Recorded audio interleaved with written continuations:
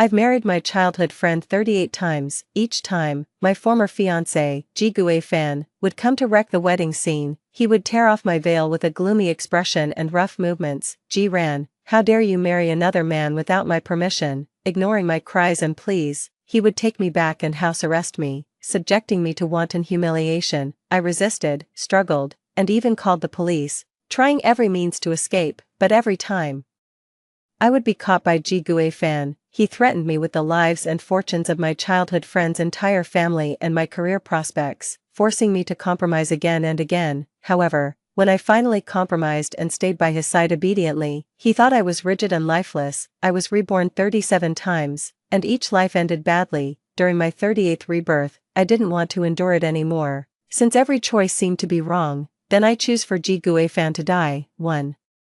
I opened my eyes again and saw the gentle and affectionate face of my childhood friend, Qin Zhan. He choked up and said, Ran, I've finally married you, but there was no ripple in my heart. This is my 38th rebirth, including the original life. I have married Qin Zhan 39 times. Each time, the wedding was never completed smoothly. Ji-ran, sure enough, the next second, Ji fan's enraged voice sounded.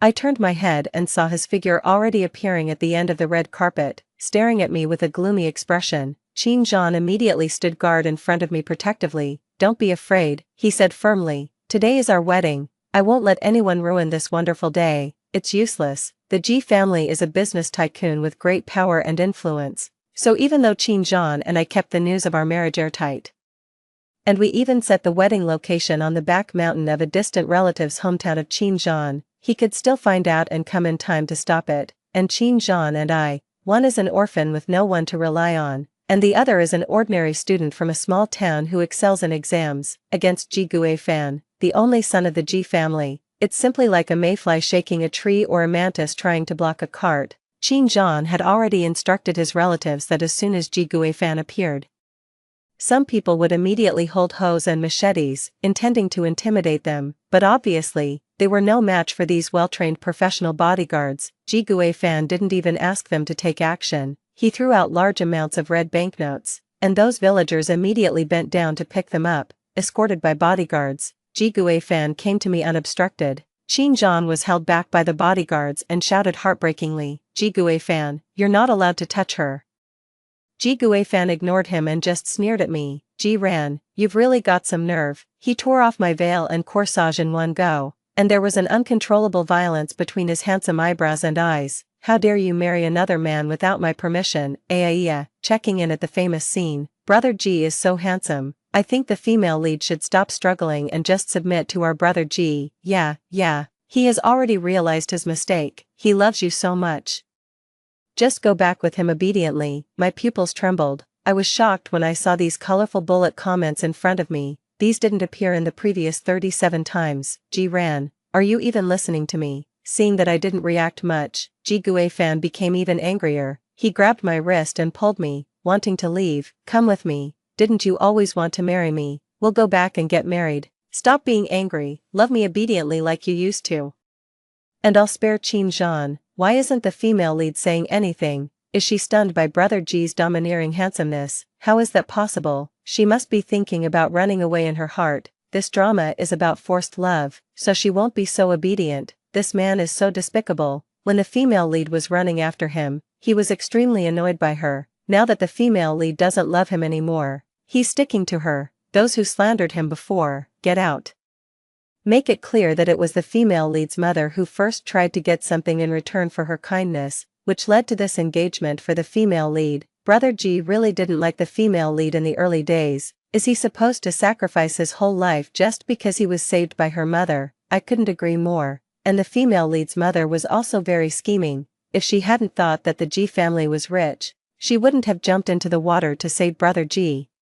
So Brother Ji is pitiful. In the early days, the female lead was really submissive and not likable. It's normal for him to dislike her. I thought I had already become numb after experiencing the chaotic lives of the previous 37 times, but when I heard someone say that my mother was scheming, I couldn't help but feel angry. My mother wouldn't have died if it wasn't for saving Ji fan. She had already escaped from my abusive father with me and found a good job.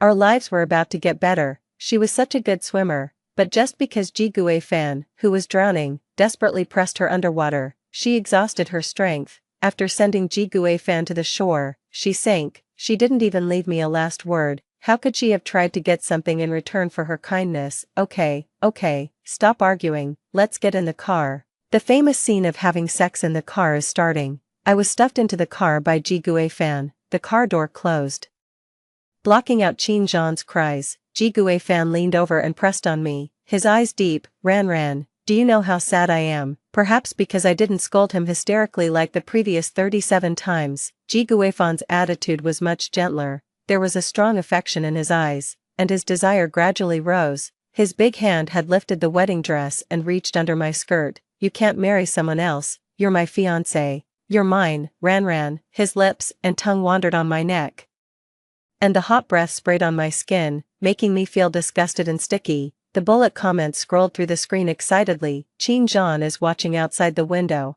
and our brother Ji is pressing the female lead on the chair and having sex with her. So exciting, Ji Fan, I said softly. Then do you know how much I hate you? Ji Fan paused in his actions and raised a pair of angry and sad eyes. The next moment, I had already pulled out the hairpin behind my head and stabbed the sharp end into his neck. Blood spurted out, too. The hot and sticky touch was so clear. Ji Fan's incredulous and terrified expression still remained in front of me. In a flash, I was back at the wedding scene again. The sky was blue, the clouds were white, and the grass was green. The groom, Qin Zhan, smiled and looked at me at the end of the red carpet. The bullet comments scrolled through the screen like crazy. Holy shit. Did you all see that just now? Wasn't it my imagination? I saw it. The female lead killed Brother Ji. She stabbed him to death. Goodness me. Isn't the drama I'm watching about the male lead chasing after the female lead and forcing love? Isn't it about her chasing him and him running away and her being unable to escape? How did it turn into a horror scene in the blink of an eye? I remember the original plot wasn't like this. Isn't it supposed to be the famous scene of the male and female leads having sex in the car? Why did the female lead kill the male lead? Mom, it's so eerie. I don't want to watch it anymore. I want to go home. The male lead who forces women to do things deserves to die. The female lead stabbed him well. So satisfying. Don't be too happy yet, those above. Where is the exit button for this video? This rebirth occurred a little earlier than before. Ran, I've finally married you, Ji Ran. But it was only a little earlier. I looked at Ji Fan at the end of the red carpet indifferently. The female lead's eyes are so scary. She won't try to kill Brother Ji again, will she? No, Brother Ji loves you so much. Isn't it good to go back with him and live the life of a wealthy lady in a wealthy family? Why does she have to kill someone? The female lead is so despicable. Why is she treating the male lead like this? It was clearly her and her mother who first tried to get something in return for their kindness. She was the one who provoked the male lead first. Now that the male lead has fallen in love with her, she's making that stinky face. Is she looking for trouble? That's right. The male lead's biggest mistake is that he's been too kind and good-tempered all these years, spoiling her into what she is now. Is Ji Fan too kind and good-tempered? Then what about all the torments I've suffered all these years? Is it the retribution from heaven after my mother saved this scumbag? Either we all had an illusion just now, or this drama suddenly went crazy. The plot will definitely be normal next. That's right. That's it. Don't be afraid. Qin Zhan stood in front of me just like the previous 39 times. Today is our wedding. I won't let anyone ruin. Qin Zhan, I'm sorry. I pushed him away, tore off my veil and corsage, and walked straight towards Ji Fan. Ji Fan at the end of the red carpet immediately stopped in his tracks, and the violence and gloom between his eyebrows and eyes melted away. He glanced triumphantly at Qin Zhan, who was blocked by the bodyguards behind me, and looked at me with a half-smile. Ji Ran, at least you have some conscience. I didn't say anything, I just stepped forward quickly, and with precision and force, I stabbed the sharp object in my hand into his neck. Ji Fan's eyes widened in. Ran. I pulled out the hairpin, and blood spurted out from his neck. Under the sunlight, it was as beautiful as a fountain of blood. After a short moment of silence, a series of panicked screams immediately rang out around us. Murder. The bodyguards rushed up and pinned me to the ground. Ji Fan covered his neck, and his body also slumped down uncontrollably. He looked terrified, in disbelief, dazed and at a loss, as if he couldn't understand how things could have turned out like this. I had clearly walked towards him on my own initiative, I had clearly loved him so much. How could I kill him? In his terrified and confused gaze, I saw myself with blood on my face, and my smile was more carefree than ever before. Holy shit, the female lead killed the male lead again. She's still smiling. My goodness, how can she still smile? Yeah, my brother G, how dare the female lead? How dare she? Where the hell is the exit button? I really don't want to watch anymore. Double kill. Congratulations to the female lead for achieving a double kill. The last bullet comment caught my attention, however, before I could take a closer look, Ji fan, unwilling and resentful, took his last breath. When I opened my eyes again, he had changed his clothes and was alive again. Ji ran, I'll give you one more chance. Kneel down and wipe Han Ying's shoes clean. He leaned carelessly on the leather sofa in the private room of the bar, holding a woman in a red dress in his arms, with a haughty and indifferent expression. If you do it, I'll still recognize you as my fiancé. If you don't, get out of the G family. Brother Gui fan, this isn't very appropriate, is it? After all, Sister Ranran has an engagement with you. The woman in the red dress, Jiang Haining, Ji Guifan's childhood sweetheart, pretended to be reluctant and persuaded him. What engagement? I recognize it, and she's my fiancé. If I don't recognize it, Ji Guifan sneered. Those peach blossom eyes that should have been gentle and affectionate were now surging with resentment and jealousy. He enunciated each word clearly. She's a promiscuous and two-faced slut. I remembered. This was 2 months before my wedding with Qin Zhan. Ji Guifan saw me chatting and laughing with Qin Zhan and believed that I was promiscuous and would flirt with any man I saw, so he deliberately humiliated me. In the original life, this was the moment when I completely saw through Ji Guifan's true nature and decided to give up on him. What's going on? Why is the timeline getting earlier each time? Although I'm a fan of the male and female leads as a couple, I have to say that the male lead is really despicable at this time. Just because he saw the female lead chatting with her childhood friend for a while, he wants to humiliate the female lead like this. The male lead has probably changed dozens of bed partners. The male lead is a young master of a wealthy family. It would be strange if a 25-year-old person was still a virgin, right? Then what about the female lead? Does the female lead have to wait for the male lead with her virginity intact? It's precisely the male lead's scumminess and despicability in the early stage that can better set off how satisfying it is when he becomes a lackey for the female lead in the later stage. I like this kind of plot. I like it and I want more. Where's the satisfaction? I only see the female lead's pain and struggle. The male lead really deserves to die. I support the female lead in killing him for the 3rd time. What? You don't want to? Ji Guifan looked at me and smiled, but his eyes had no warmth at all. Do you want to be a housewife for your little childhood friend, Ji Ran? Are you really so inseparable from men? Suddenly, he flew into a rage, stood up, and grabbed my neck, gnashing his teeth and saying, do you still remember that you're my Ji Guifan's fiancé? For fuck's sake, I had difficulty breathing, but I still couldn't help laughing. Ji Guifan, do you know that you're the most despicable person I've ever met in my life? Ji Guifan raised his eyebrows in surprise and said in disbelief, what did you say? I said. I picked up the fruit knife on the fruit plate and stabbed it hard into Ji Guifan's abdomen, then I pulled it out and stabbed it in again. I said you're a despicable person, a despicable person. Did you ever consider me your fiancé? Do you still remember that my mother died to save you? 3. Ji Guifan covered his wound and stumbled onto the sofa. His childhood sweetheart, his close friends, and the hostesses in the bar all let out a scream and scattered like birds and beasts. Ji Guifan looked in pain, but there was still residual anger on his face. It was clearly you and your mother who tried to get something in return for your kindness. Don't say that to me. I pounced on him and stabbed him with another knife. Then I held the handle of the knife and twisted it hard. The engagement between you and me was insisted on by your parents. My mother died saving you. I was only 7 years old at that time. Could a 7-year-old child coerce your G family into arranging an engagement between me and you? What's more, don't you know exactly what kind of life I've lived all these years? What kind of fiancé am I? I'm clearly a dog that your G family raised for you. In Ji Guifan's wide, terrified eyes, I saw myself, covered in blood and looking frenzied. If it weren't for you, my mother wouldn't have died at all. She was such a good swimmer. It was you who pushed her underwater again and again. Go to hell, go to hell, go to hell. I lost count of how many times I stabbed him. I just felt an unprecedented sense of relief. The resentment and indignation that had been pent up for so many years had finally found an outlet to pour out. In the end, Ji Fan lay on the sofa with his eyes wide open. The part below his neck was a mass of blood and flesh, and it was impossible to tell it was a human shape.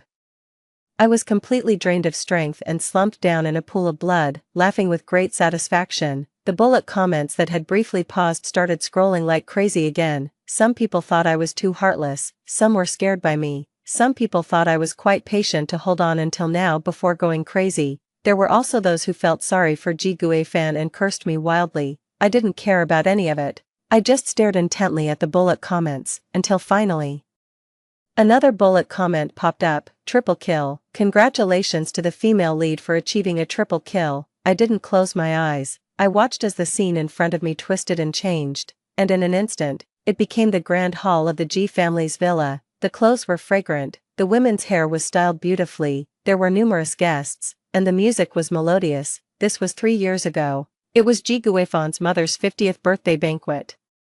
Before I could snap out of the exhilaration of killing Ji Fan with my own hands, the 22-year-old Ji Fan suddenly rushed out and pulled me away. He walked quickly and urgently, and I couldn't keep up at all. I instinctively struggled. Ji Fan suddenly turned around, his eyes bloodshot. Ji ran. Is this what you want? Do you even know what shame is? His words were confusing, but I understood. He had been drugged.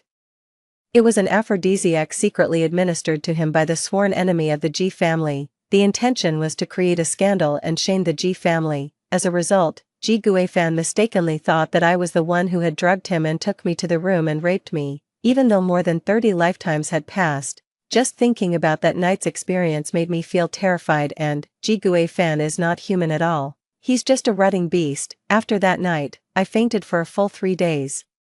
As soon as I woke up, I faced the harsh scolding of the entire Ji family. I always knew you were a restless one, but I never expected you to be so bold as to drug Fan directly at the banquet. Do you know how strong that drug is? It could have hurt Fan's body. We raised you so big, not for you to bite the hand that feeds you. I said it wasn't me, that I didn't drug Ji Fan, that I didn't know anything about it at all, and that it was Ji Fan who raped me. Ji's mother scolded me. Who else should we blame if not you? You're Fan's fiancé. Isn't that what we keep you for? Still talking about being raped, pretending to be a chaste and heroic woman. You dared to drug him, but you don't dare to take responsibility. No one was willing to listen to my explanation. Everyone, just like Ji Fan, believed that I was a scheming woman who coveted wealth and glory, afraid that Ji Fan wouldn't marry me. I was trying to force the issue at the birthday banquet and make them fulfill the engagement and marry me into the family. I was punished by being put in confinement. A high fever led to pneumonia, and I almost died. Later, when the truth came out and they realized that I wasn't the one who had drugged him, they just casually said, "So it wasn't you, then why didn't you say so earlier?" Ji Fan didn't show the slightest bit of remorse. Instead, he said jokingly, "Well, you made a profit then. Ran, if I hadn't been drugged by mistake, I might never have touched you in my life." Not only did he not apologize, he didn't even admit to wrongly accusing me. "Since you want it, I'll satisfy you." Ji Fan's breath, reeking of alcohol, sprayed on my face. His turbid eyes, stained by wine and debauchery, were full of animalistic desire. Stop killing, stop killing. Although the male lead really deserves to die at this moment, but female lead baby, you don't want to be trapped in the loop forever, right? Only by following the original plot can you truly get out of the loop. Female lead, even if I'm begging you, really stop killing. This world revolves around the male lead. Only by obediently following the original plot will the female lead gain happiness. Why doesn't she understand that? Happiness. Ever since my mother drowned while saving Ji Fan, I've no longer had the ability to feel true happiness. Ji Fan is the source of all my pain in this life. As long as he's alive, I'll never be able to be truly happy. Moreover, haven't I tried following the original plot? Whether I'm gentle and submissive or fiercely resistant, as long as Ji Fan is around, I always end up with a bad outcome. I remember this plot was also very cruel. The female lead fainted for 3 days for the first time and was wrongly accused of drugging someone. She was put in confinement, had a high fever that led to pneumonia, and almost died. Our brother Ji didn't know the truth either. Female lead, can't you talk to him properly? That's right, at this time, he already has feelings for you in his heart. He just can't accept that the person he likes is scheming against him like this. If you talk to him properly, the result this time will definitely be different from before. I suppressed the urge to vomit and lowered my head meekly and timidly. The bullet comments were filled with joy and excitement. Thank goodness, the female lead is finally willing to make a change. Ji Fan snorted coldly and dragged me straight upstairs. I casually took a dinner knife from the dining table and hid it in the sleeve of my dress against my skin. Wait a minute, no, did I see it wrong? As soon as we entered the door, Ji Fan threw me onto the bed and then pounced on me eagerly. Ji-ran, how old are you and already so lustful? Are you so afraid that I won't marry you that you're willing to drug me just to tie yourself to me? Is this your love for me? Ji-ran, fine, I'll grant you your wish. The dinner knife pierced through the fabric of his suit and stabbed into his lower body without a sound. Perhaps the pain comes more slowly to someone who has been drugged with a powerful aphrodisiac. It wasn't until the blood from my second stab splattered on my face that Ji Fan realized it was his own blood, not the blush on my face, for the pain came crashing down, and he involuntarily arched his body, like a shrimp with its intestines removed. Ji-ran, are you crazy? The bullet comments were equally in a state of collapse. Didn't you say you would talk properly? Why are you stabbing him again? Talk properly. Why should I talk properly to a beast? He doesn't understand human language anyway, and it would just be a waste of my breath. But I was still in a good mood and replied to Ji Fan's words, I'm not crazy, I'm just fighting back against a rapist who has lost his humanity. Ji Fan was twitching in pain and curled up into a ball. His face was as red as if it were, his eyes filled with shock, anger, resentment, and more than anything, confusion and bewilderment. A rapist, after understanding the meaning of the word. He became angry. Ji-ran, get it straight, it was clearly you who drugged me. No, if I really drugged you, it would only be rat poison, not an aphrodisiac. Even in such intense pain, Ji Fan's expression showed a brief moment of blankness. He really couldn't understand the deep-seated hatred I had for him. The Ji family had been kind to me. I had been his fiancée since I was a child. Whether I truly loved him or loved the Ji family's wealth and power, it was always my own choice. How could I hate him so much that I wanted to kill him? Ji-ran, no, you're not Ji-ran. He dragged his body, which was on the verge of fainting from the pain, off the bed and crawled towards the door. Somebody, help. But just like in the original life, when I was being tortured under Ji Fan and desperately calling for help with no response, this time Ji Fan's cries for help also went unanswered. I lightly jumped off the bed and locked the door from the inside. Ji Fan. Why did you think it was me who gave you the aphrodisiac? I had wanted the answer to this question for so long. All these years in the Ji family, I was nominally your fiancé, but in reality, wasn't I just a personal nanny that your parents raised for you? No, a nanny has human rights, a salary, and holidays. I'm different. I squatted down and tapped his face with the blood-stained dinner knife one by one. I not only had to be at your beck and call, but I also had to endure all kinds of humiliation from you and your cronies, deliberately pushing me into the water, ordering me to go halfway across the city to buy mung bean cakes and then not eating them, making me cook chicken soup for your beloved childhood sweetheart. That's all fine. Deleting the contract, causing me to mess up the company project and owe $1,000,000 in debt, snatching away the precious sponsorship spot igot, making me take the blame for your cheating crony, and getting me a major demerit, one after another. Ji Fan, do you know how long I've remembered these things and how long I've hated you? Although I used to ship the male and female leads, well, I can't do it anymore now. I support the female lead in killing this scumbag. Brother G was a bit mischievous, but the female lead really did live a wealthy life in the G family all these years, and Brother G didn't like the female lead before, with his status.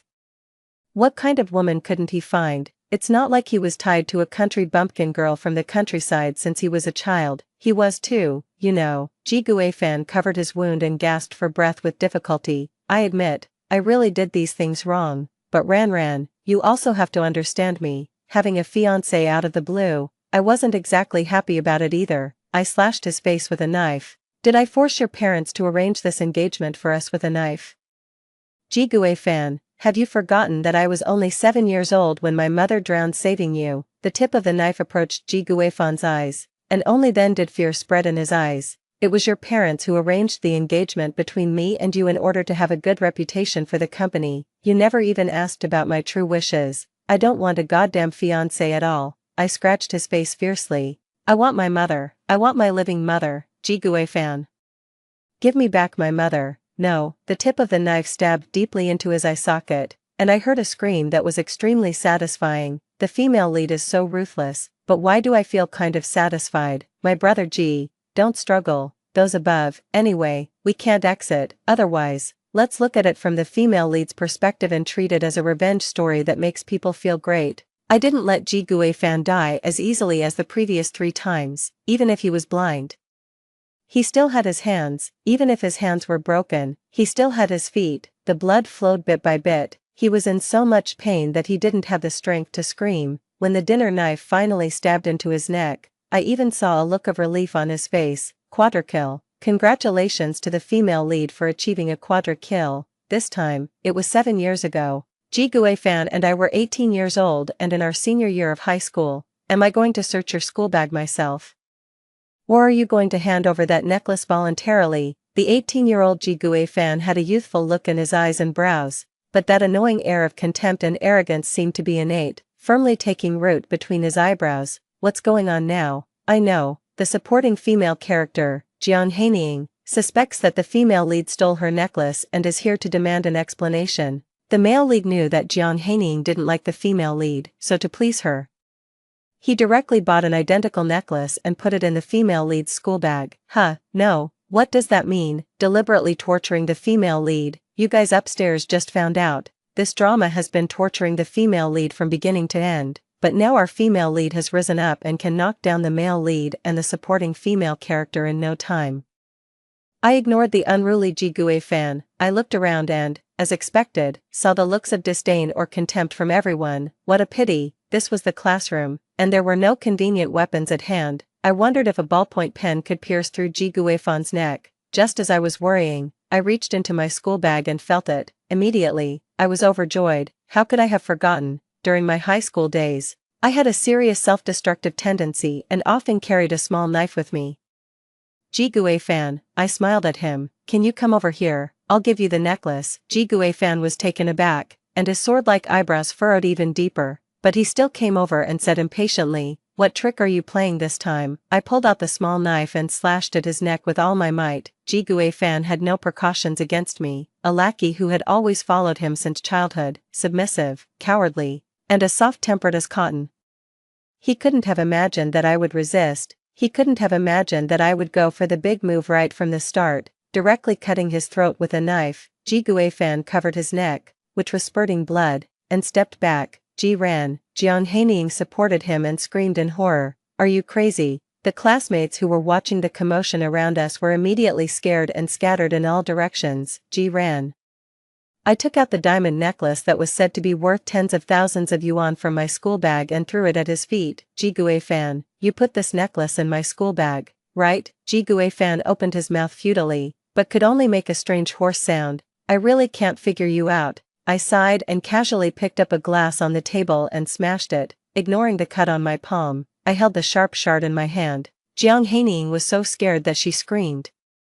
She didn't care about Ji Gui-fan anymore and crawled out in a panic. Ji Gui-fan fell to the ground and looked at me in horror. What on earth did I do to offend you that you keep torturing me one way after another? My mother saved you, not harmed you, right? I crouched down in front of Ji Gui-fan, forcefully stabbed the sharp end of the shard into his chest, and then smiled brightly at him. See you later, Ji Gui-fan. Ji Gui-fan's pupils dilated, and fear and despair welled up from the depths of his eyes. In an instant, he stopped breathing, so satisfying, unstoppable. Congratulations to the female lead for achieving a pentakill, you country bumpkin, I will never admit that you are my fiancé. I opened my eyes and saw Ji Gui-fan, who was 9 years old, with an angry and flushed face. People like you aren't even worthy of holding my shoes. What right do you have to be my fiancé? I'm telling you.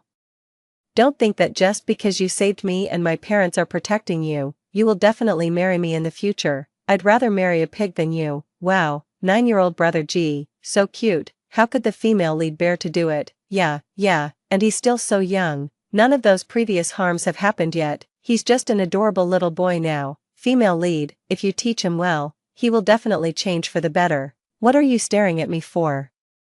Ji Gui-fan suddenly rushed over and pushed me hard. Don't you dare look at me like that. My 9-year-old body was still too small, and I was a bit unskilled. When I fell to the ground, I realized that my legs were covered in scars. And there were bandages on the serious parts. I remembered, the 9-year-old Jigue fan had a mischievous personality. He had a dispute with his father and mother because he didn't want me as his fiancé. He ran away from home at such a young age.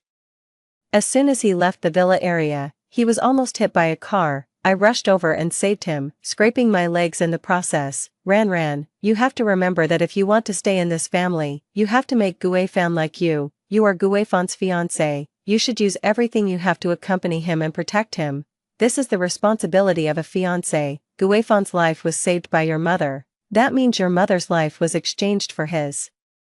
You don't want the person your mother risked her life to save to get hurt, do you? Ji Guifan's parents brainwashed me into giving everything for Ji Guifan, so even though I was extremely scared when the car came crashing towards us, I still chose to rush out and save Ji Guifan, but he didn't appreciate it. Just like now, he looked viciously at the injuries on my legs and raised his foot to kick me. I don't care that you saved me. Even if you hadn't saved me, that person wouldn't have dared to hit me. I'm the young master of the Ji family. Before his kick landed on my wound, I got up and charged at him. Coincidentally, there was a swimming pool right behind him. Ji Guifan fell into the water unexpectedly and opened his mouth to scold me. Ji ran, you gurgle gurgle gurgle. Ji Guifan didn't learn how to swim until he was 14 years old. He struggled in the water and called for help. His gaze gradually changed from anger to fear, but this time, no one would come to save him. I don't know how long it took. Ji Guifan's body sank. He was dead. I looked at the bullet comments still scrolling in the air. Godlike. Congratulations to the female lead for achieving a hexakill. Why are there so many people ahead? A gentle female voice that I hadn't heard for a long time sounded in my ear. I opened my eyes, carefully raised my head, and looked at the person. Short, neat hair that reached the ears, a thin and determined face, gentle eyes and eyebrows that habitually carried a hint of sadness. Mom, it was Mom. I finally saw Mom again. Ran, you wait here for Mom. There's a big brother who fell into the water over there, and Mom is going to save him. No, my heart started beating violently. I clung tightly to my mother's arm, almost wrapping myself around her with my hands and feet. No, don't go, you'll die. Mom, don't go. Don't leave me alone. We've finally managed to live a good life. Don't leave me. Don't, I cried heart-wrenchingly, my heart breaking, not caring about anything else. There was only one thought in my heart and eyes, and that was to stop my mother from saving Ji Guifan. The one who deserved to die was never my mother, it was Ji Guifan. Ji Guifan was a jinx, a bad luck charm. Whoever got involved with him would be plagued by bad luck for a lifetime. What's wrong? Ran, Mom is here. Mom is okay. Don't cry. My mother crouched down and hugged me into her arms. Ran, don't scare Mom. Mom is fine. Mom won't go then. But my tears still wouldn't stop. I had lost count of how many years it had been since I last saw my mother. Ever since she died saving Ji Guifan, there had been no glimmer of light in my life. I had struggled in the darkness named Ji Guifan for so many years. This was my 38th rebirth. I seemed to want to vent out all the grievances of the previous 40-something lifetimes. I actually cried myself into a faint in my mother's arms. This time, my mother didn't care about Ji Guifan who had fallen into the water anymore. She picked me up and rushed to the hospital. When I woke up again, my mother was by my side, and on the TV, the news of the drowning death of the only son of the Ji family, the richest family in the area, was being broadcast. Ji Guifan's parents were heartbroken by the river. Congratulations to the female lead. You have successfully achieved the feat of reversing your life. Next, please enjoy your own life to the fullest. The bullet comments disappeared. Ran. When my mother noticed that I was awake, she quickly pressed the bell to call the doctor and then approached with red and swollen eyes. How do you feel? I held her hand, sniffed the unique smell of my mother on her body, and felt the warmth emanating from her. My heart was more at peace than ever before. I feel extremely good. I wrapped my arms around her neck, as if holding a treasure that I had lost and found again. Mom, I love you so much. Story 2. My boyfriend spent his whole life creating a time machine. He used it to go back and try to save his first love. I secretly followed him back in time. There, I saw him, whom I had taught bit by bit how to love, tenderly holding his first love's hand, saying, I didn't know how to love before, and I hurt you. Now, I've learned. The day after we returned from the past, I met Liang Su at Xia Qingxuan's birthday party. He appeared with a cake he made himself and carefully selected gifts. under the gentle light of the flickering candles. His gaze was deep and affectionate, the atmosphere reached its peak, ambiguous and charged, as everyone gathered around waiting for Xia Qingxuan to make a wish and blow out the candles. Then, they playfully urged the couple to kiss. I stood quietly at the edge of the crowd, watching Xia Qingxuan, holding roses, coyly tiptoe to kiss Liang Su on the cheek. My roommate introduced him to me. "That's Xia Qingxuan's boyfriend. Isn't he handsome? Not only that, but he's also very considerate, gentle, attentive, and always maintains a respectful distance with women. Simply perfect." Silently, I watched as Liang Su gently tucked a stray hair behind Xia Qingxuan's ear, his eyes smiling.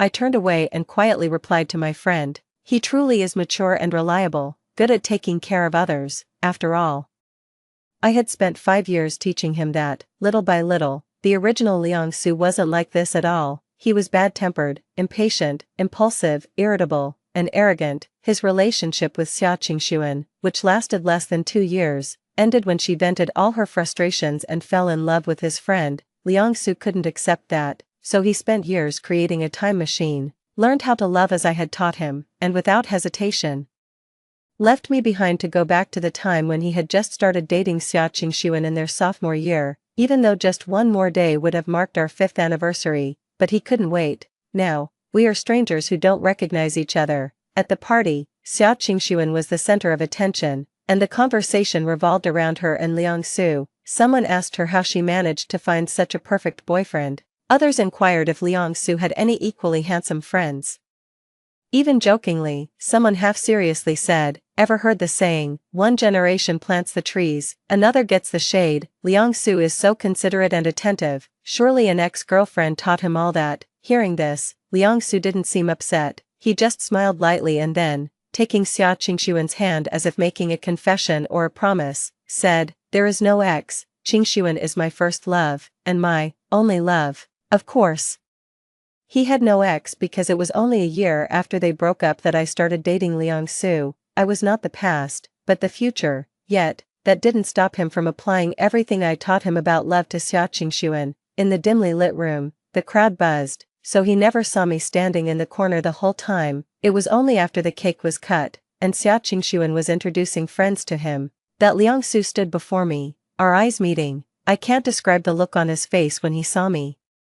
The smile freezing on his lips, a flicker of confusion in his eyes, but he quickly regained his composure. Then, as Xia Qingxuan introduced me saying, "This is Yu Xing, my classmate," he stared at me, lost in thought. I maintained a polite smile, watching Xia Qingxuan tug at his sleeve and frown inquiringly. "Do you know each other?" Liang Su then regained his senses and handed me a piece of cake, saying coldly and distantly, "No, we don't know each other." I sat with the cake on a single sofa, looking towards Liang Su, who had returned to the center of the crowd. Under the flickering lights, tall and with intense features, he was indeed breathtakingly handsome, especially his eyes, deep and earnest, always seemed innocent and passionate when he looked intently at someone. So, during the 5 years we were together, no matter how angry or sad I was, just seeing his face, just him quietly looking at me and softly calling, "Xing Xing," I would instantly surrender.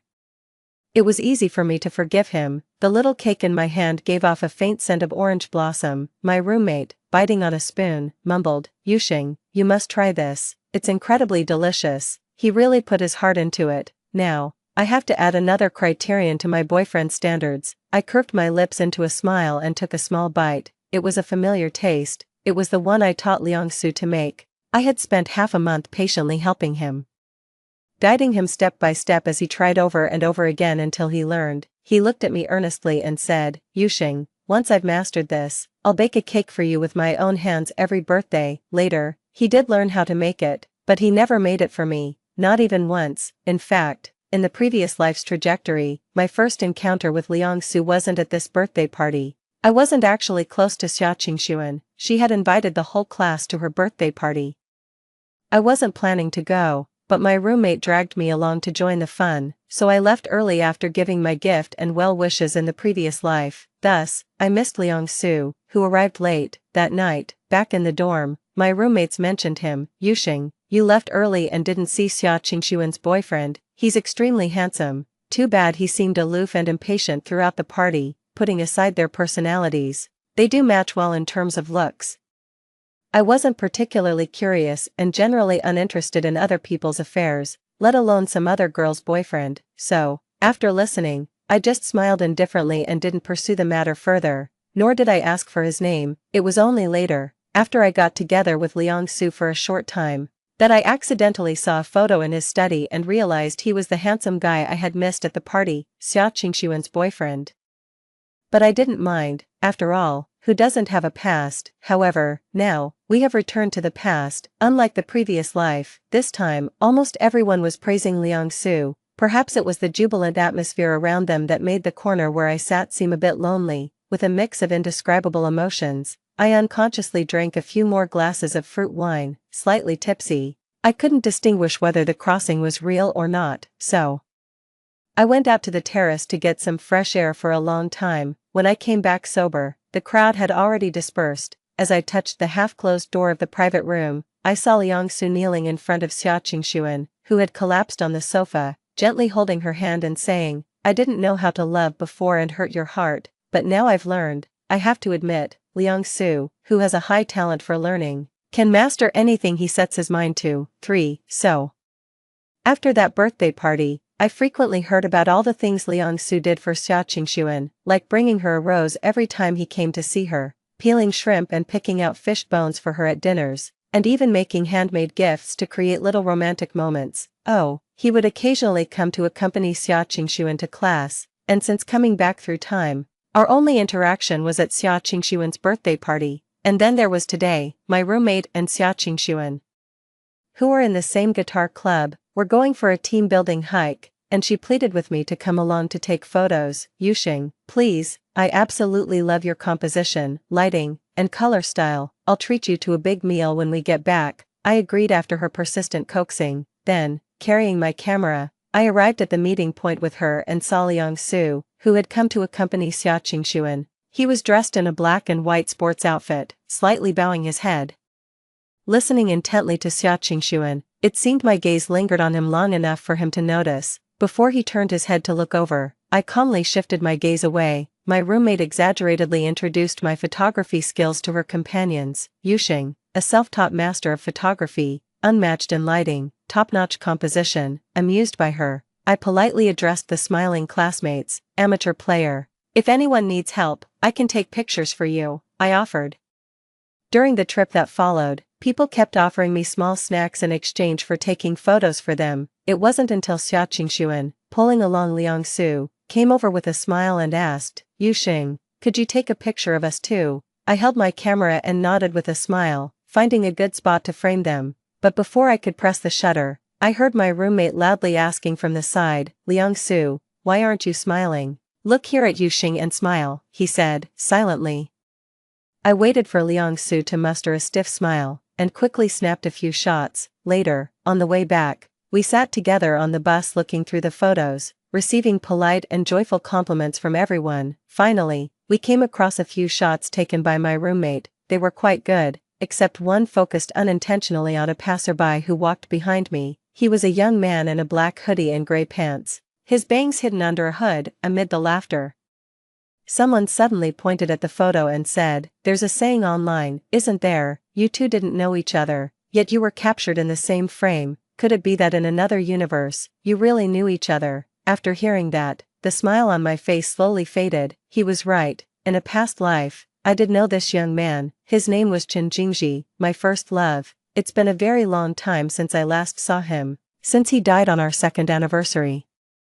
It seems like my life has been forever paused at the day of his death, stuck in limbo, suspended in midair. Now, as time seems to rewind, we have yet to meet. My drifting thoughts were suddenly pulled back by a sharp break, causing the camera to slip from my hands, but it was swiftly caught by Liang-Su in front of me. After calming my nerves, I turned to thank him, only to find him frowning deeply at the photo. The next second, my roommate peered over, and a surprised voice unexpectedly exclaimed, "Liang-Su, he looks a lot like you." I didn't know what Liang-Su thought in the moment his fingers tensed, but he was indeed a stand-in. About my relationship with Liang-Su, it was actually his idea, but I know better than anyone that Liang-Su is not Chen Jingji, no matter how similar they appear. So initially, I was with him out of a sense of guilt and apology, simply wanting to see his face. It wasn't until I accidentally learned that his first love was Xia Qingxuan, and heard him drunkenly say, "When I learn how to love someone, I will come to you," that I realized what he meant when he said to me, "I don't know how to love, can you teach me how to love you?" He didn't love me, it was a relationship of mutual convenience, so I began to justify using him as a stand-in. I started teaching him how to love me the way Chen Jingji did.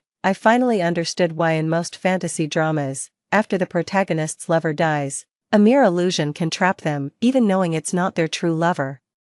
They're willing to indulge in the illusion. I also became painfully aware that this was undoubtedly drinking poison to quench thirst, but fate had it that when I was about to give up, I saw scattered documents in his study about wormholes, black holes, the speed of light, time reversal, and time travelers, and a note seemingly scribbled down, "Travelers can only travel back to their own past bodies." In that moment, my heart raced, and an incredible conjecture surfaced in my mind. Being with Liang Su after, the most profound impression he left on me wasn't his inability to love, but his intelligence, an extreme form of it, walls full of certificates and trophies, and the title of a genius in the physics department, all highlighted his smooth and brilliant path, but also gave him a bit of arrogance. He didn't know how to humble himself to love someone in a relationship, until he broke up with Xia Qingxuan. That was probably the only problem he faced that he couldn't solve. So he obsessively sought every possible method to find the answer, and then went back to conquer it. Honestly, I don't know if Liang Su's obsession was with the unattainable Xia Qingxuan, or the only failure in his life path, or if he really was, as I suspected, attempting to reverse time and travel back. I had no idea if he could actually succeed, but what if he could? So I pretended to know nothing and continued to be with him, year after year, surpassing the time he had spent with Xia Qingxuan, as well as the time I had been with Chen Jingji, until the day before our 5th anniversary. I called him, "Liang Su, let's talk when you get back." I wanted to break up. Unexpectedly, he was silent for a long time on the other end of the phone. Then softly said, "Yu Xing, I might not be able to spend our 5th anniversary with you. I'm sorry." Before I could respond, the call was disconnected. Holding the phone, I stood still for a few seconds before suddenly realizing what he meant. Almost without hesitation, I rushed to his now deserted laboratory. Then, we became strangers from lovers. He turned in a perfect score, becoming everyone's idea of an ideal boyfriend.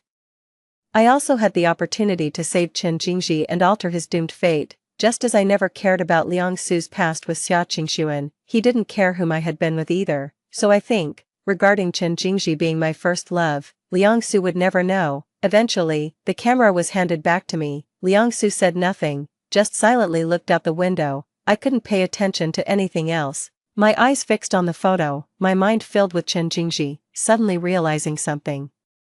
Even though I tried to maintain the development of the previous life, waiting for our first meeting on the basketball court, today's trajectory has still deviated due to one small change after another, like this photo of him, like the next day in a public class, when he sat next to me. I heard it said that music and scents are carriers of memory. Indeed, they are, because the moment Chen Jingji sat down, the familiar scent of light orange struck my heart faster than any of my reactions. Bringing forth a fine, lingering pain, I sat stiffly at the desk, letting memories surge like tide, interwoven romantic scenes, vivid fragments of interactions, until the second before the car accident, when he turned the steering wheel towards me. Then he died in front of me. At the time I loved him the most. Interrupting my thoughts was the teacher's question, "Who called my name in the silent classroom?" I stood up, half a beat slow, unable to answer a word, because I hadn't been listening. I remembered this teacher, famously in the college for picking on students who couldn't answer and having others help them. So, after half a minute of my silence, she glanced over the bowed heads and asked deliberately, "Is there any student willing to help answer?" At that moment, I hadn't fully awakened from the sad memories and actually felt it might be better if no one stood up. I could keep standing, and while looking down, I could always see Chen Jingji next to me from the corner of my eye. Without him noticing, his slender fingers rested on a black pen, casually flipping a book. Then suddenly, he stood up and said loudly, "I will." In my astonishment, as he rose, my drooping head gradually turned to a side glance, but what surprised me more was the teacher, adjusting her glasses and looking up to ask, "Is the boy in the back also helping to answer?" Chen Jingji and I turned around at the same time to see, 2 rows back, Liang Su, who had come to class with Xia Qingxuan.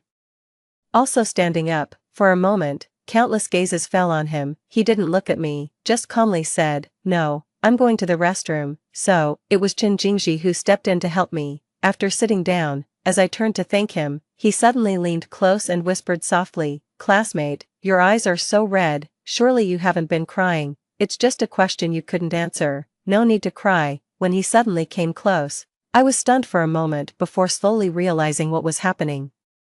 Yet I didn't tell him that the sour redness in my eyes wasn't because I couldn't answer the question. Later, under the guise of expressing my thanks, I invited him to dinner. After class, I took him to a beef noodle shop nearby and effortlessly ordered from the lady owner 2 bowls of beef noodles, no green onions for both. Turning around, I saw Chen Jingji looking at me with a half smile. He asked, "How did you know I don't like green onions either?" I was momentarily at a loss for words, unsure how to explain when I heard him continue, "Although I don't know who you were thinking of when you placed the order, and so accidentally revealed your preference, I still should introduce myself properly." With that, he extended his right hand towards me, looking earnestly as he introduced himself. "Hello, Yu Xing. I'm a first-year graduate student in the medical department at University A, Chen Jingji."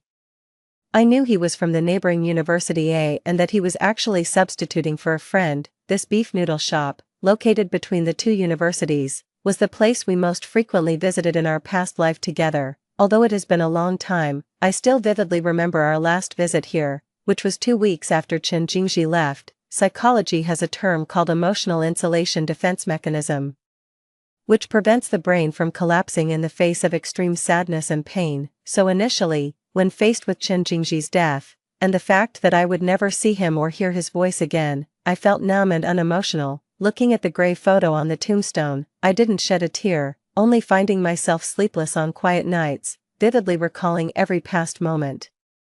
It was during an ordinary evening when I came to this noodle shop and habitually ordered 2 bowls of beef noodles without green onions. Then, as the noodles were served, and I looked at the empty seat across from me, tears unexpectedly started to fall. The emotions that had been sealed off seemed to suddenly tear open, followed by pain spreading from my heart to my entire body, and unstoppable tears. After forcing myself to finish the bowl of noodles, I ended up vomiting everything out in my overwhelming grief. Since then, I hadn't returned to this noodle shop. Fortunately, now back at the beginning, the car accident hadn't happened yet, Chen Jingji hadn't died, and everything could still be salvaged. Looking at the hand in front of me, I gently grasped it and earnestly explained, "I wasn't thinking of anyone, it's just my preference." I misspoke about the 2 bowls. He tilted his head and laughed. "That's quite a coincidence. From now on, it will always be 2 bowls then." In the end, Chen Jingji paid the bill. As I looked on in surprise, he smiled and handed his phone over.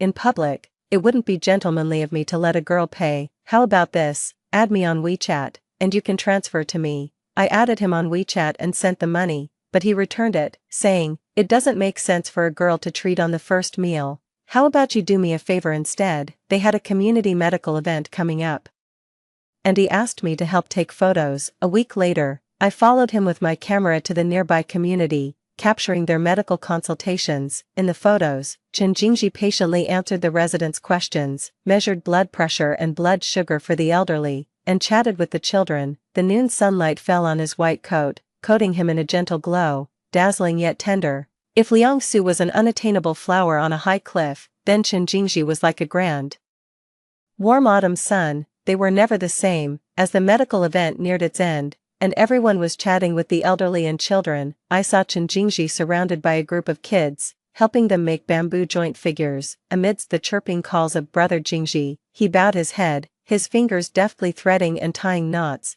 then handing them out one by one. "This one's for you, Yuan Yuan. This one is for little Tong Tong. This one is for little Daodu." I casually snapped a few photos, and while flipping through them, I suddenly heard Chen Jingji's voice. Looking up, I saw him handing me a beautifully crafted bamboo figurine, jokingly saying, "Here, everyone who sees this gets a share. This one is for little Xingxing." Over time, through several encounters, Chen Jingji and I became friends who could arrange to have meals together. He would help me campaign for votes in the most beautiful sunset photography competition, and when we went to play with clay together, he would seriously mold various human organs. Then, when the couple across from us finally managed to shape a pair of standard hearts, he lifted the heart he had made and said, "Look, this is a perfect heart. I put down the scattered limbs in my hands, smiled awkwardly at the speechless couple across from us, and pulled Chen Jingji to another table. He would also take me to meet his fellow disciples. Pointing at those who had taken off their white lab coats, he introduced each one to me. Looking at those familiar faces, I greeted them politely. I remember that the gentle and graceful senior sister, once out of her lab coat, transformed into a cool and dashing motorcyclist, and the calm and collected senior brother was actually a big shot in the esports world. As for their reaction to my arrival, and Chen Jingji's introduction of me as my friend Yuxing, they all looked at me with a smile and a knowing "oh" in their eyes. Honestly, they didn't say much, but their expressions seemed to say it all. My cheeks warmed under their gaze, and Chen Jingji stepped in front of me, pleadingly saying, "Senior brothers and sisters, please be gentle, don't scare her." They continued to smile warmly at me, chin in hand. Sure, just call us senior brother and senior sister, and we'll all be family." Later on, I became friends with them too, joining them for script murder games and attending music festivals organized by various universities. I immersed myself in this lively and stable life, almost forgetting that I had traveled back in time, until I met Liang Su again. It was probably because all my attention and thoughts had been focused on Chen Jingji lately, and I automatically blocked out my roommate's gossip at the dorm, so when I saw Liang Su, I suddenly realized that it had been a long time since I last heard his name. One summer evening, while playing Truth or Dare at an outdoor barbecue stand with Chen Jingji and his seniors, I suddenly felt a strong gaze on me. Instinctively looking sideways, I caught Liang Su's eyes. He was sitting at another table with Xia Qingyu and another couple. Deliberately, Xia Qingyu held Liang Su's hand, talking nonstop, then laughed heartily at something, while the man across from her had a tight face and pursed lips. The atmosphere was harmonious, yet strangely tense. The gaze that Liang Su cast on me felt like thorns on my back, but fortunately, the displeased man across from Xia Qingyu suddenly stood up and said he wouldn't eat anymore. They left. I held the goose leg that Chen Jingji handed to me, hearing Xia Qingyu leaning on Liang Su, slightly drunk, saying as they walked, "Liang Su, I like you the most." As they passed by us, my gaze lightly swept over them, noticing that Xia Qingyu's actions and words indeed showed she liked him a lot. But he did not seem happy. This puzzle was soon answered. Xia Qingyu broke up with him, a roommate in the guitar club sighed regretfully during our nightly gossip session. "Did you all know, Xia Qingyu and Liang Su broke up?" My pen stopped abruptly, and I suddenly remembered a night in a previous life when a roommate mentioned that Xia Qingyu and her boyfriend had broken up. Back then, she said Xia Qingyu complained that Liang Su didn't know how to love and couldn't stand being with him anymore. Decisively breaking up, and soon officially announced a new relationship with a friend of Liang Su. Even though Liang Su had become everyone's ideal boyfriend, I didn't understand why they still broke up. The roommate's answer was that Xia Qingyu felt bored. Liang Su loved her like a robot set to a program, which was very dull. Then the roommate opened her social media to show, "Look, she's already announced her new relationship, and it's with a friend of Liang Su." I stared at the social media post, speechless, recognizing the man who had been displeased at the barbecue stand that night. Then I heard my roommate lower her voice, mysteriously adding, "The real reason is that Xia Qingyu never really liked Liang Su. She was with him only to spite a childhood friend she had a crush on for a long time. She wanted to make him jealous." Yes, that childhood friend is Liang Su's friend, her current boyfriend now. So whether Liang Su could love someone or not, Xia Qingxuan didn't care at all, because they would inevitably break up in the end. And Liang Su, he thought he had found the right answer, only to realize later that the question itself was wrong. Amidst sighs, another roommate asked, "Did Liang Su just agree like that? Didn't he try to win her back? He seemed to really like Xia Qingxuan." "No, I heard he accepted it very calmly and didn't say anything about holding on." I found this somewhat absurd. An instinctive unwillingness to accept this fact, because it made me feel like what was meant to happen would inevitably happen. This feeling reached its peak when I saw Liang Su again a week later. In a large shopping mall downtown, I found a child who had gotten lost from her family and took her to the broadcast station, waiting with her until her mother arrived. A very beautiful and dignified woman dressed in an expensive-looking dark blue cheongsam came over, took the child's hand, and thanked me, inviting me for tea at the tea house downstairs. Despite my repeated refusals, she insisted, citing it would ease her conscience, and led me past a wooden carved screen where I saw Liang Su, dressed in a light gray sweater, pinching a celadone cup at a square table. memories from a distant past were instantly awakened, although the timing was wrong. In my previous life, my first encounter with Liang-su was because I found this child, but back then, the person who came to the broadcast station to pick up the child was Liang-su. It was his cousin's daughter, who was visiting from abroad. Liang-su's parents were both scientists and were rarely around, so he had grown up mostly alone, indifferent to familial ties. During the 5 years we were together, I hardly ever saw his relatives, thus, this cousin and her little niece, whom I had only met once, faded from my memory over time, but I hadn't expected that, starting over, a similar situation would occur again, albeit slightly differently. The girl's mother mentioned that she was supposed to meet her cousin here, then explained to Liang-su, this lady helped find her, her name is Yu Xing. After she spoke, Liang-su put down his teacup, looked over, and said slowly, yeah, I know her. I couldn't describe how I felt at that moment.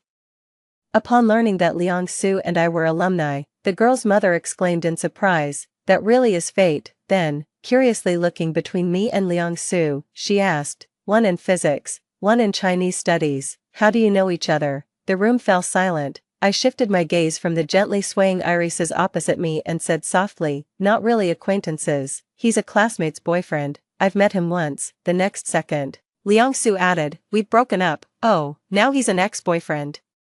Perhaps sensing my lack of enthusiasm, the girl's mother didn't pursue my story further but instead talked with Liang-su. I picked up a pastry, focusing on entertaining the little girl next to me, indifferent to their conversation, until before leaving, I heard the girl's mother ask Liang-su meaningfully, you seem to have changed a lot since coming back, becoming much more reserved. Is it because of that girl you broke up with? He shook his head slightly. No, she didn't like me. And I didn't like her either. Oh, but you seem quite upset. Liang-su was silent for a few seconds, his voice a bit hoarse, because I realized too late that I might have missed someone I truly liked. I didn't know what he meant by that, nor did I want to know, but since then, our encounters started to become more frequent, trapped under the same roof by a heavy rain, eating at the same table in the cafeteria. Even the campus cat that I often fed suddenly appeared at his feet one day. When coincidences become too frequent, they're no longer coincidences, so, I reduced how often I went out, stopped eating in the cafeteria, and stopped feeding that orange cat. After a while, Liang-su stood in the corridor I had to pass through in the library, looking puzzled as he asked me, Yu Xing, are you avoiding me? Yes, I indeed was avoiding him. After all, starting over, there was no relationship between me and him anymore. I addressed him calmly, asking, then in what capacity are you standing here questioning me? As an ex-boyfriend of a classmate. He looked down at me for a long while, his face turning a shade paler, before finally stepping aside to let me pass. I thought to myself, someone as proud as him probably won't come looking for me again. Yet, his breakup, our encounter, and various incidents similar to those in a past life that happened sooner or later, still instilled a deep unease in me. I began to frequently dream about the car accident from my past life. In the dream, I returned to the day of our second anniversary. Chen Jingji was driving me to dinner, holding flowers. I sat in the passenger seat, chatting about a travel show I'd recently watched and discussing future travel plans. He listened quietly to my chatter, occasionally looking at me with gentle eyes and responding, okay, as you wish. For some reason, I felt something was off with him but couldn't pinpoint what it was, so I just let it go and kept talking. As I spoke about how we should celebrate our future anniversaries, a truck suddenly ran a red light and barreled across the road. Actually, the road wasn't very busy at that time, and there weren't many people around. A timely brake could have prevented the accident, but the brakes failed. Without hesitation, Chen Jingji steered the wheel towards my side, leaving me the only chance of survival. After the violent impact, I lost consciousness for a few seconds. When I opened my eyes, I was in the bloody, stench-filled car, in too much pain to utter a word. Through my blurry vision, I saw a long shard of glass piercing Chen Jingji's chest, as he weakly pleaded with the bystanders gathering around, save her first, please, save her. I was then rescued through the shattered car window. And the last scene I saw before passing out was the car exploding. The investigation results were quickly disclosed. Besides the fatigue-driven truck driver who ran the red light, Chen Jingji's car's brake system had been tampered with. The criminal was a man overwhelmed by millions in debts from online loans, who, unable to repay, decided to lash out at society by sabotaging the brake systems of almost all the cars in that area. Thus, there was a high rate of accidents and casualties during that period. Lying on the hospital bed, I numbly watched the news on my phone, quietly listening to the comforting words of Chen Jingji's senior colleagues when they visited me. It was only when they mentioned that Chen Jingji had planned to propose to me that day that I understood why he had seemed off. The ring was found on his body. It was beautiful, and I liked it very much. During that time, everyone urged me to move forward. But I didn't understand. If I moved on, what would happen to the Chen Jingji who remained here? I was awoken by the urgent ringing of an alarm. Opening my eyes and staring blankly at the ceiling, I realized I had been crying. Every detail of that car accident was etched deeply into my bones, including the criminal who tampered with the brakes. But now, I couldn't do anything. Before the sabotage, he was just a man burdened with debt. And I dared not confront him prematurely to avoid other consequences. I could only minimize changes and wait for the day he committed the crime. During this waiting period, Chen Jingji and I got together. Before that, I had faintly noticed signs that he was about to confess his feelings. It started when a senior from the photography club asked me to pretend to be his girlfriend to fend off a girl who kept pestering him. In the quiet, elegant restaurant, the senior wrapped his arm around me and told the girl across the table, "I really do have a girlfriend now. See, her name is Yu Xing." I wasn't very good at acting, fearful of giving us away. I just maintained a smile and nodded in agreement. The next second, inadvertently, I saw Chen Jingji with his friends at another table behind a frosted glass partition. He must have watched the entire scene. When our eyes met, he quickly looked down. He didn't respond to his friend's questions, just quietly eating his rice. That evening, I saw a post on his social media, a picture of a heart model cracked in half with the caption, "Heartbroken." The next day, I went to see him with his favorite green plum cake. In the corridor bathed in the sunset, he stood in front of me, looking disheartened, a shadow of his usual bright self. Watching him silently take a bite of the cake, I asked him, "Is it sweet?" "Not sweet. It's bitter." I nodded in understanding, murmured an "oh," and then changed the subject to mention a new roast duck restaurant nearby,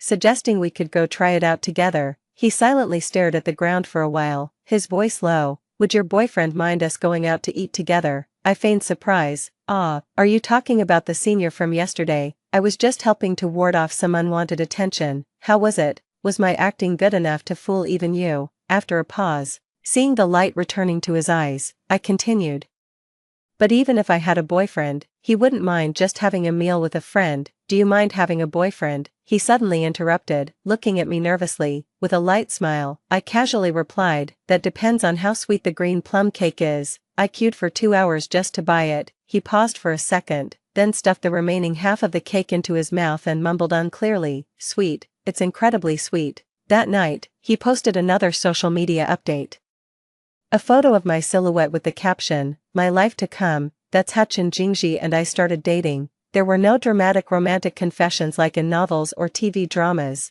just two hearts holding each other. Afterwards, like any other campus couple, we spent a very ordinary but happy time together until the day marked on my calendar, just before, outside an old neighborhood at 3 in the morning, the time of the crime, a sabotaged brake system.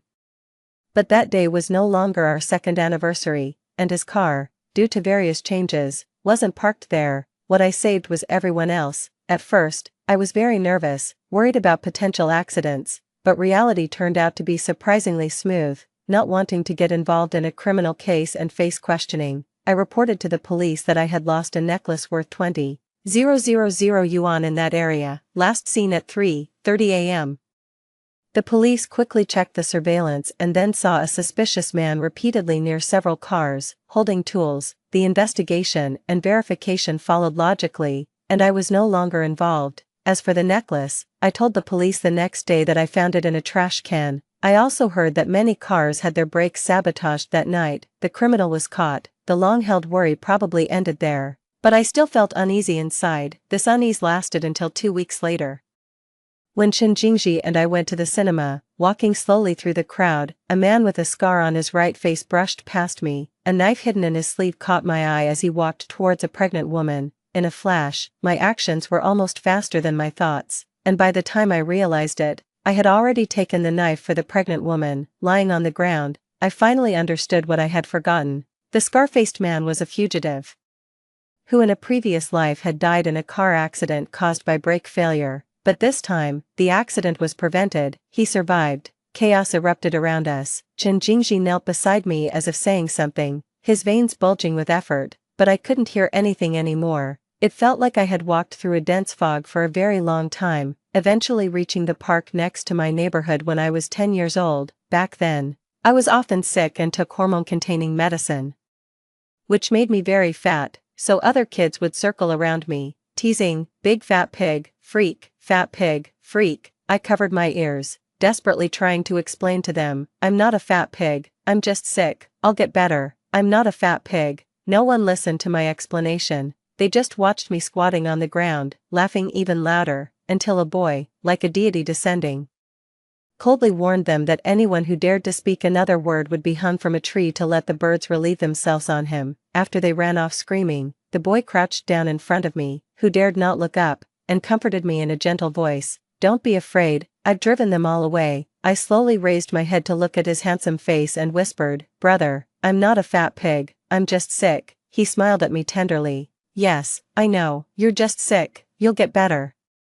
From that day on, whenever I went to the park, I would see him jogging. No one else wanted to play with me, only he would, but he was so handsome that it made me feel inferior and sad. I couldn't help but ask him, "Brother, what if I never get better?" He ruffled my hair and hummed thoughtfully before saying, "Then I'll become a doctor and cure you." From our first meeting to the day he left, it was only 11 days.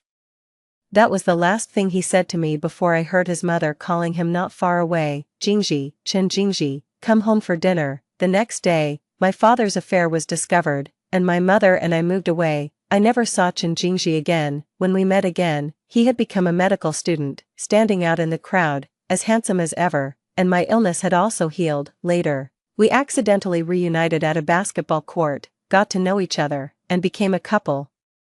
The person I had a crush on for nearly 10 years also fell for me. Later, before I could even ask if he remembered me, he died. Fortunately, this time, I saved him. If that was the price to pay, I was willing to bear it. I returned to the dense fog that wouldn't lift, vaguely feeling someone talking beside me, yet unable to react. Faintly, I seemed to hear Chen Jingji's voice, sounding helpless and hoarse as he asked someone next to him, "I've studied medicine for so long, why couldn't I save her? Teacher, what should I do?" When I regained consciousness again, the hospital room had become very quiet. Someone was sitting by the bed, using all my strength. I barely managed to lift my eyelids halfway, only able to vaguely see his face, resembling Chen Jingji, and also like Liang Su. I tried hard to distinguish for a long time, to no avail, until he spoke. "If I hadn't traveled back in time, would it not have triggered the butterfly effect that caused your injury, or did you also come back? And that's why you saved that pregnant woman?" After a pause, he laughed at himself. "I've never known, in another time and space, whether you liked me because of him, or was it because of my time traveling that indirectly made you fall for him in this timeline. I guess I'll never know the answer to that question. But, Yusong, I regret it. For a long time, I thought all difficult problems could be solved through studying logical reasoning. It turns out, loving someone isn't one of them. It's unsolvable, just like how I seemingly can't make you, who fell in love with him, fall in love with me again." I don't really like to reminisce about the 5 years I spent with Liang Su, but a trivial incident inexplicably pops into my mind. It was probably the 3rd winter we were together. I was talking to him on the phone on my way home from work when I accidentally bumped into someone. After a yelp, my phone fell precisely through the cracks of a drain cover into the sewer below. Feeling extremely frustrated, I spent the entire night in a taxi using the little cash I had on me. I found out the next day that Liang Su had been looking for me all night. I don't know why he did that, but I knew that a relationship started with impure intentions would never end well. Talking about it now is pointless. I woke up on a very ordinary evening. As soon as I opened my eyes, I saw Chen Jingji patiently wiping my fingers one by one as he bent his head. I turned my head slightly and called out softly, "Chen Jingji." His movements abruptly stopped. Without looking up, his knuckles whitened as he gripped the towel tightly. Then after a moment of silence, he got up and strode out. I watched the white ceiling and silently counted inside my head. By the 57th count, he walked back in. The corners of his eyes were red. After a thorough checkup, I was cleared to leave the hospital. On the day of my discharge, Chen Jingji took me to his place and began to take care of me cautiously, revolving his gaze around me. Feeling somewhat apologetic, I said to him, "I'm sorry for troubling you so much. We've only just started being together." He seemed amused and pinched my face, placing a bowl of soup in front of me, feigning annoyance. "Then drink up quickly, and get the weight you lost back." I frowned and shook my head. "But I finally managed to lose some weight, guess it saves me the trouble of dieting."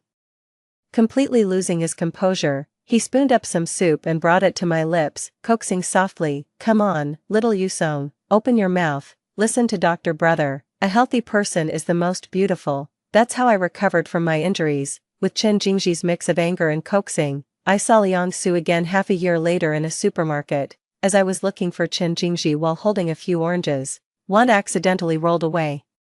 It kept rolling until someone bent down and picked it up. It was Liang Su. He stepped forward, placing the orange back in my arms. During our silent gaze, I sincerely thanked him. "Liang Su, thank you." Just then, Chen Jingji's voice called out as he was looking for me. "Yusong." I quickly responded, "Coming," and brushed past Liang Su who was about to speak. Just like in this vast universe, we may have brief encounters, but ultimately, we drift apart. That night, while organizing the study, I saw a cartoon drawing in a photo frame inside the glass cabinet. It depicted a chubby little girl with a bubble above her head that read "Brother." I took the photo to ask Chen Jingji when he recognized me. He smiled, his eyebrows slightly raised, and casually flipped the frame over. I was stunned. It was a photo of him, but the focus was on me passing by behind him. The date recorded was the day we went hiking, so, the next day, he sat down beside me. From then on, our story took a new beginning.